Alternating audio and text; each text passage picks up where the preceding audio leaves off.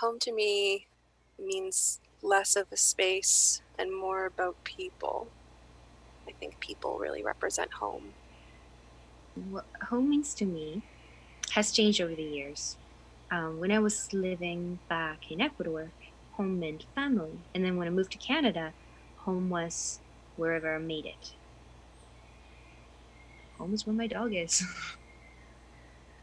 Home is Oshawa. Home is Ontario. Home is, on Thornton Road. Home is it's those sort of things. Absolutely. But then also, I think I've always been kind of disconnected to spaces. That warmth that's attached to the word home is attached to people I love. When I was really, really young, like I'll say 2, maybe 3. And I remember the peculiarity of this house is that there was a lot of scorpions.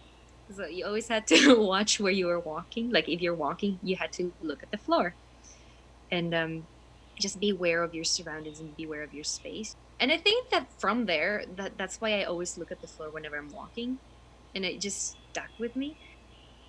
The first home that I think of is my grandparents' home, my Hammy and Hoppa's home. I lived with them for 2 years, and those were the happiest 2 years of my childhood. My parents lived in the basement, and then my brother and I, we lived on the main floor. My days would start off by waking up in the bedroom that used to be my mom's. It was just a safe and nice place to be. That was the best place that I've lived. I don't remember my room. I don't remember the kitchen. I don't remember the dining room. I don't remember the patio or the yard. I remember this giant room that we had with all our toys because that was like the happy place that I had at that moment. That emotional place I considered home.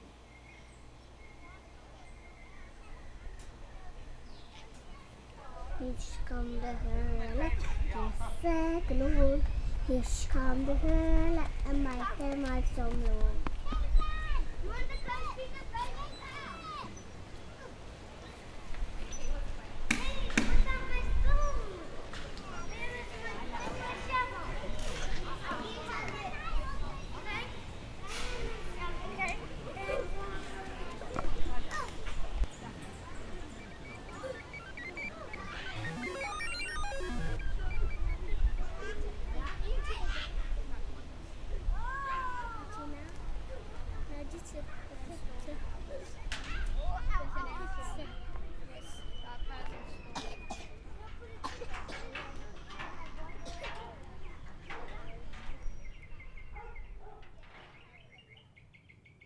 The first apartment that I lived in was gross. My friend and I were just really eager to find a place, and we were like, great, let's take it.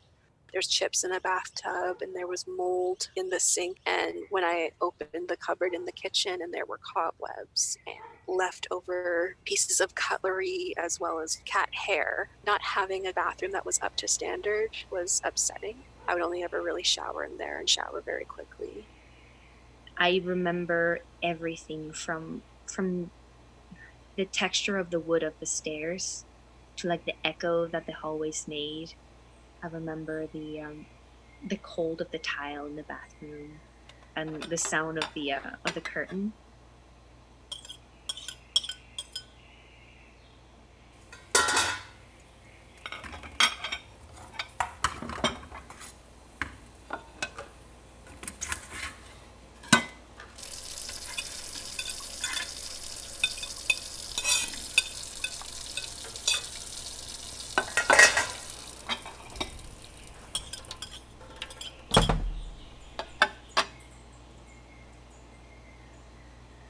I feel like in terms of safe or unsafe homes, I've lived in a range just by virtue of being a student who moved from year to year, and also just the nature of the house I grew up in and my association with that home. That the majority of the homes that I've lived in were unsafe, or they were places that I couldn't actually fully occupy or fully be myself in.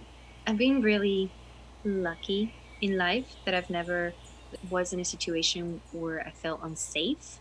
Having said that, I did live a time that I did not want to go back home. Like at the end of the day, I just didn't feel like I belong in that place, I guess. It didn't feel like mine.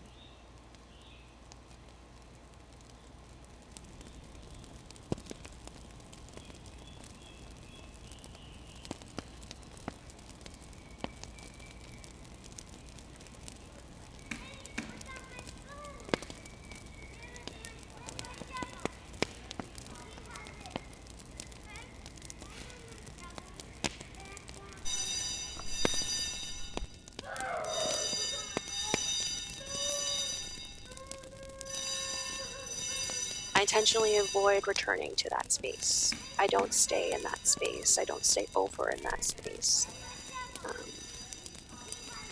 And when I visit that space, I'm returned back to some of those early feelings that I had.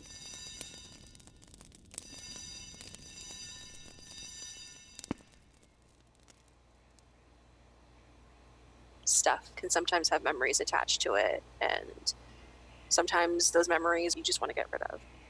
I tend to be more precious about what things that people give me, like if they have sentimental value. My grandpa left me a book, Don Quixote de la Mancha. It's a Spaniard book. It was a first edition book, and it's a giant book, and it's beautiful. I have a suitcase. It's a very old, large white suitcase that my great-grandmother had that my grandmother gave to me, and I've been using it as a memory box. When I moved around, you get really savvy with the things that you keep because you know you're gonna have to move them around more.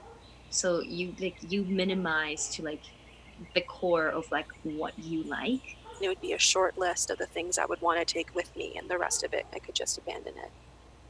When I first came from Ecuador, I just grabbed my clothes, the journal of the time. I packed a couple of things, then I just came. Going somewhere different with like the minimum, it kind of really makes you realize how you don't really need much. You don't really need anything. The only things that are not replaceable are the humans living next to you, like your partners, your pets. You can rebuild anywhere. Life goes on.